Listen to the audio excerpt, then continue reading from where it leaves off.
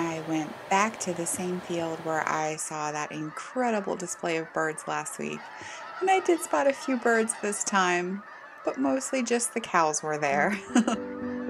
This week I didn't get to see anything quite as spectacular as I did last week, but even still, nature, even in all of its grayness, is still so lovely.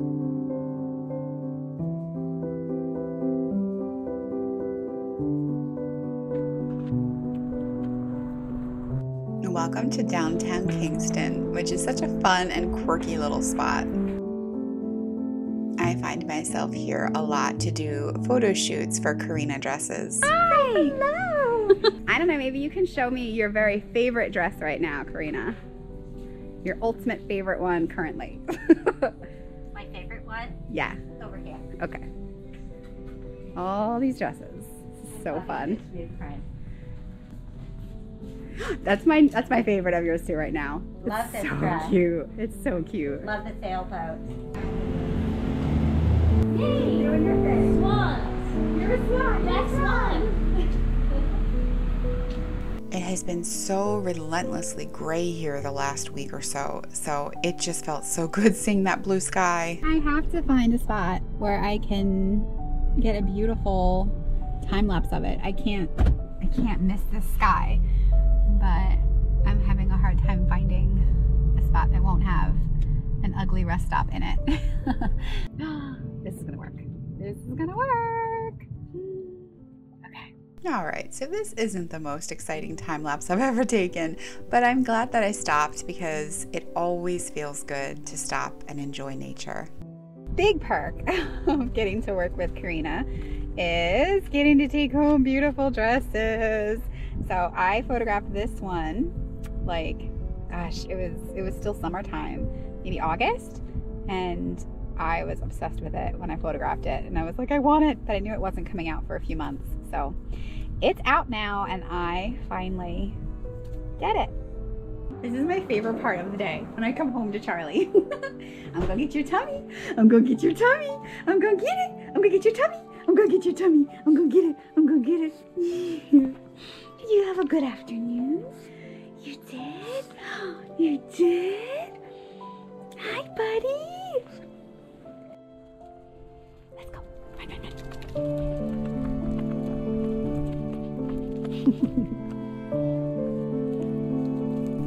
Every time I come home, I try and spend 5 to 10 minutes just cleaning up a bit in the front of the house.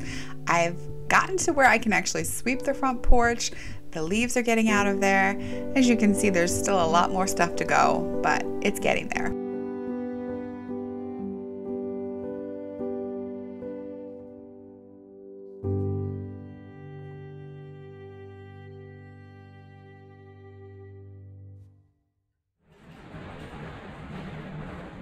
And it's back to Home Depot to try and find a color for the bedroom to do an accent wall.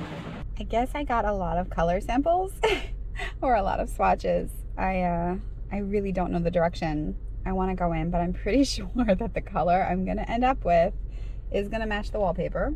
I took that in with me, and I thought I'd come out with like a couple of pinks, a couple of greens, but there's actually not a lot of pinks. I didn't expect to see so few pinks, but I'm gonna just, before I even take these inside, I'm gonna look at them in the outdoor light because the light in Home Depot is just awful. And already just looking at the colors in natural light, there's some that I just hate. So before I even take them inside and get overwhelmed by putting them on the wall, I'm gonna pick through these. It is so stinking hard picking a color. I just don't know. Nope.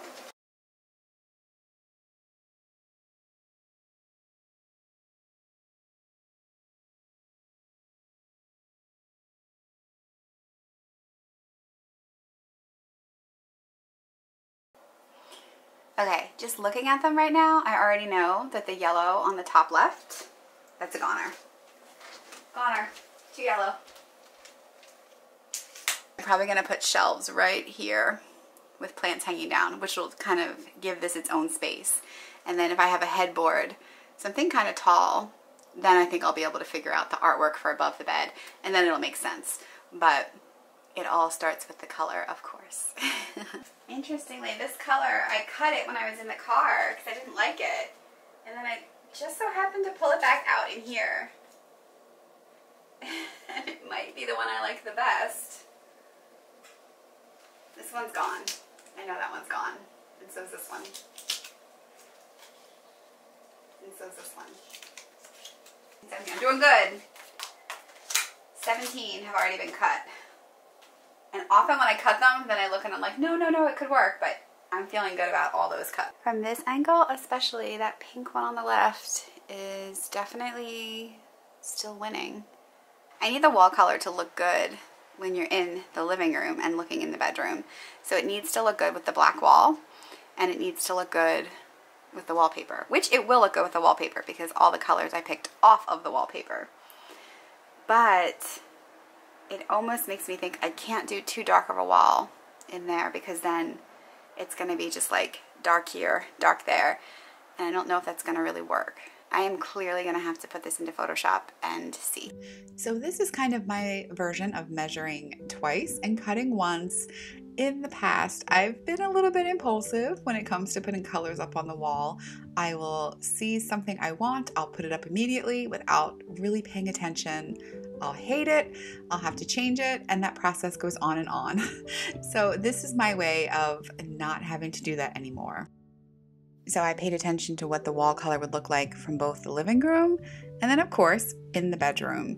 And it's so helpful to actually see what a whole wall will look like in the color instead of just looking at a little swatch. So yes, it was definitely confirmed for me that I needed a lighter color in there to look good from the living room. And I liked it in the room too, looking like this, but I really needed to see stuff. I needed to see what it would look like when I actually start filling in the room with things I don't have because I'm coming from a smaller cottage than this one. So I'm going to be on the lookout for things like this to make the room very cool and boho.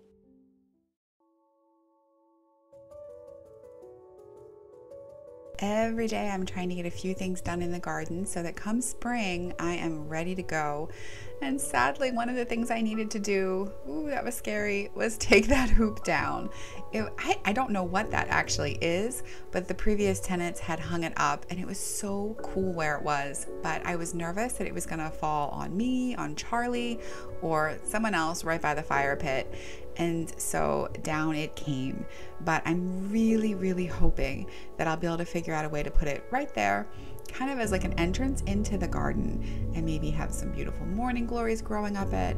I don't know. I know something amazing can be done with it.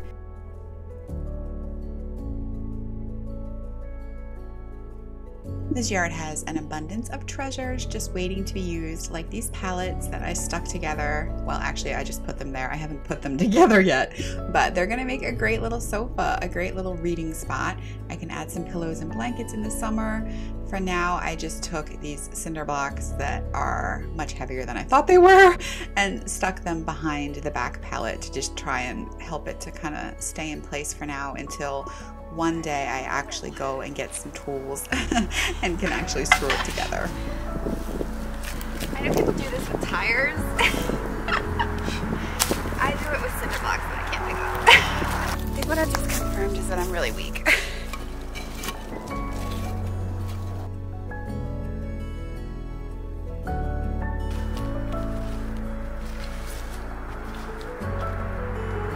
The combination of mulch and then of course being in the woods has led to a lot of mushrooms in here, so I'm constantly looking for them to get them out of the yard because I have a little dog who likes to eat everything and mushrooms are pretty scary with that.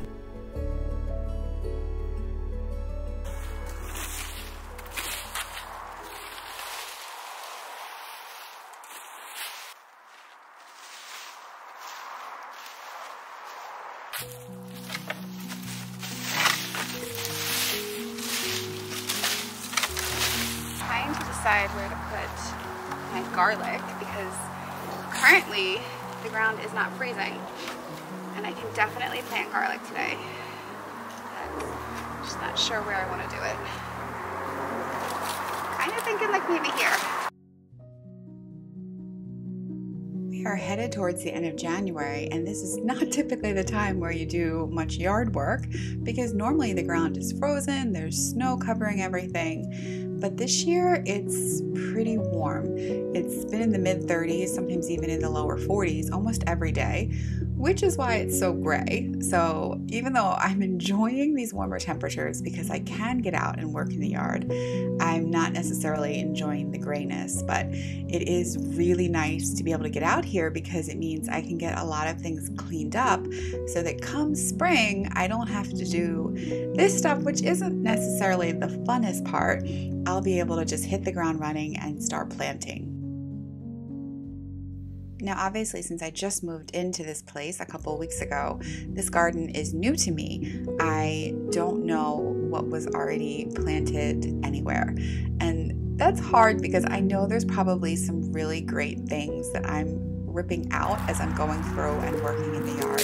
And that makes me a little sad, but when you don't know what's actually gonna come up, it's hard to know what to do. So I feel bad about it as I'm going through these beds and putting new things in, knowing full well that something really cool could have been there.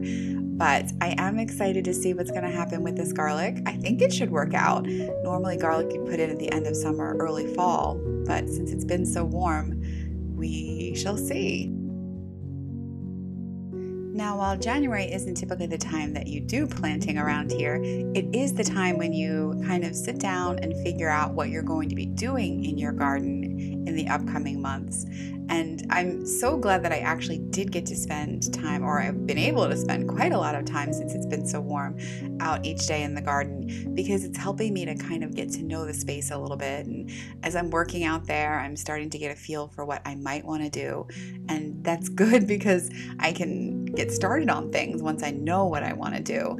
And that takes, for me, spending time in the space before I can actually make plans. I'm not good enough to just walk in and know what to do. So this has been really awesome having this time to be out there in the yard.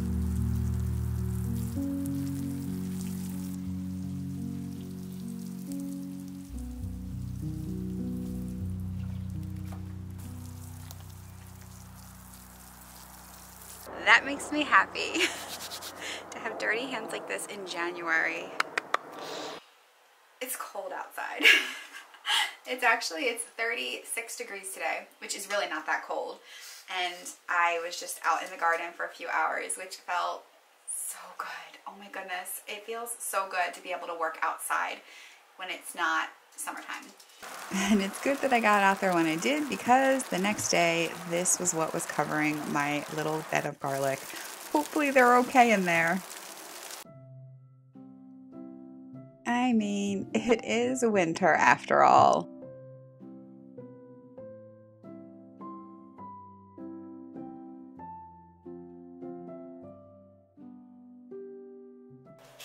But nothing will make you feel more like it's summer than smelling some fresh lemon. So I have a friend who is going through a little bit of a rough patch. So I made some lemon shortbread cookies for her. These are gluten-free and vegan.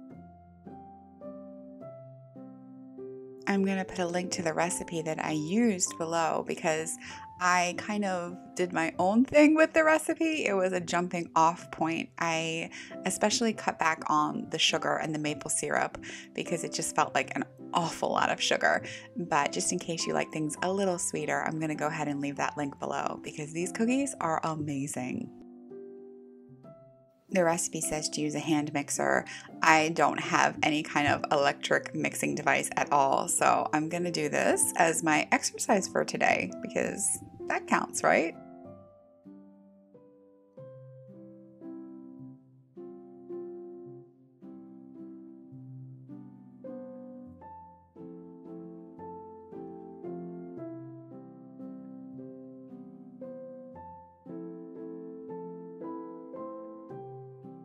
I made these with a vegan butter, and I do notice the difference when I'm trying to roll and cut them, that when I make them with a regular butter, it's definitely easier. But for those who don't do dairy, which technically I don't do dairy either, but sometimes with cookies I go ahead and have it anyway. But for those who don't do dairy, I have to say this recipe turns out really delicious. So for me, this was like a double dose of sunshine on a very gray day, because smelling that lemon just makes you so happy. And of course, nothing is better than making something for a friend.